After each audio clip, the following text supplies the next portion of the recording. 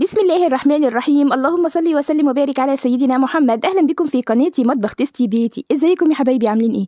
هنعمل النهارده في الفيديو احلى صينيه رواني. خدي الوصفه دي وخليها عندك لرمضان. ميكس الكيكه مع البسبوسه مسقي عسل متنغنغه كده، بتبقى حلوه جدا في رمضان بعد يوم صيام طويل. هنعملها بمنتهى البساطه، مش محتاجين لا مضرب ولا عجانه ولا اي حاجه، بالخلاط العادي بتاعنا، وهنعمل احلى صينيه رواني وهتطلع معاكي قمر كده. تعالى اقولك عملنا القمر ده ازاي.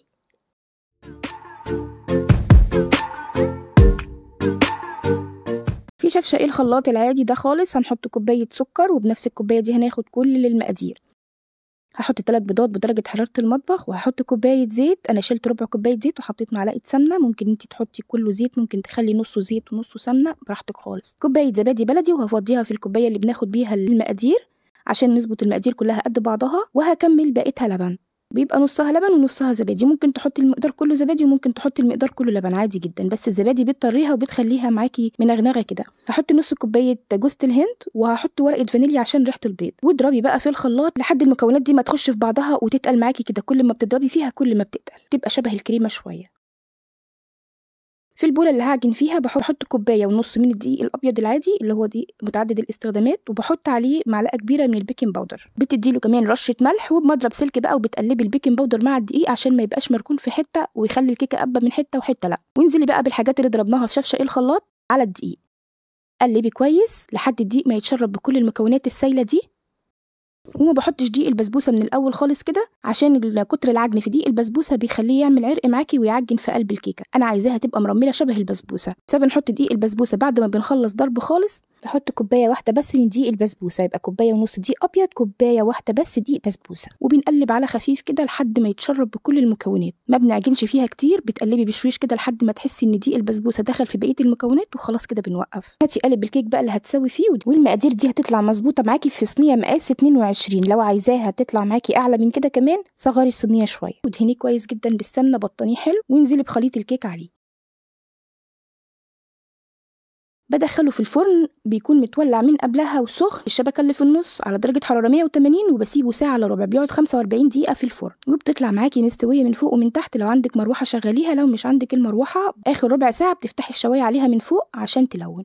وادي الشربات بتاعي، انا عملته معاكي قبل كده في فيديو تاني. الشربات بيبقى دافي، يعني انا طافيه عليه من شويه، دافي يا دوب، وهي طالعه سخنه من الفرن، وبتسقيها بقى بالشربات. اسقيها بقى كده ونغنغيها بالشربات لحد ما تلاقي الشربات واقف قدامك على وش الكيك، بس بتركنيها شويه هي بتشرب كل الشربات اللي حطيتيه. كيكه سهله جدا يا بنات، بكوبايه واحده هتاخدي كل المقادير بتاعتها، ومقاديرها مش غاليه وموجوده في كل مطبخ. بتجيبي معلقه من مربى المشمش وبفرشه كده، وبتدهني وش الكيكه بالمربى. الخطوه دي بتديها ريحه المشمش مع جوز الهند، من الحاجات اللي بتبقى حلوه جدا، وريحتها وطعمها لايقين جدا على رمضان. الكيكه شاربه من العسل ومتنغنغه، مش بس دهنه المربى دي بتخلي الوش بتاعها يفضل طري معاكي وبيلمع لحد اخر حته. بعد كده قطعيها بقى بالشكل اللي بتحبيه، عايزه تقطعيها مربعات، مستطيلات، زي ما انت عايزه. انا قطعتها كده مستطيلات شبه قطعه الجاتو. حطي شويه من جوز الهند، وانا زودت كمان الكريز الاحمر اللي هو بتاع التورت، حطيت على كل قطعه نص واحده كده، بتنور شكلها وبيبقى شكلها مفرح قوي. تحفه يا بنات وجميله جدا، مش واخده مقادير كتير ولا حاجات غاليه، وفي شفشق الخلاط وعملناها. خطواتها سهله وبسيطه، وهتطلع معاكي ناجحه من اول مره. انا طلعت حته اهو، طبعا لسه سخنه، فهتلاقيها ايه متدمره شويه. شايفه من جوه، بحاول اقلبها عشان اوريكي من جوه ازاي مرمله ولونها فاتح وحلوه مش معجنه. شايفه جميله ازاي؟ كيكه على بسبوسه. شايفه السوا بتاعها مستويه من فوق زي من الجنب زي من تحت. اظبطي درجه حراره فرنك، ودخلي الكيكه على الفرن وهو سخن، ما بندخلش الكيكه على فرن بارد، هتطلع معاكي بالجمال ده. شايفه قلبها من جوه عاليه ازاي ومرتفعه، كل قطعه قد التانيه، مفيش حته طالعه وحته نازله، مظبوطه جدا، احلى من الجاتو. واخده كل حاجه حلوه في الكيكه وفي البسبوسه. تحفه يا بنات، جربوها وخلي الوصفه دي عندك لرمضان. اعمليها اول يوم رمضان، او اعمليها في رمضان لو عندك ضيوف. ما بتخيبش بصراحه، بتطلع ناجحه في كل مره. طلعت منها حته تاني اهي بعد ما بردت شويه. شايفه ماسكه نفسها ازاي، وفي الوقت نفسه منغنغه بالعسل كده وطريه من جوه. ده حبايبي كان الفيديو بتاعي النهارده. اتمنى تجربي طريقتي في الرواني وتكتبي لي رايك في الكومنتات، وما تنسنيش بقى باللايك والشير والسبسكرايب وتفعيل زر الجرس للقناه لو محتوى قناتي بيعجبكم. والسلام عليكم ورحمه الله وبركاته.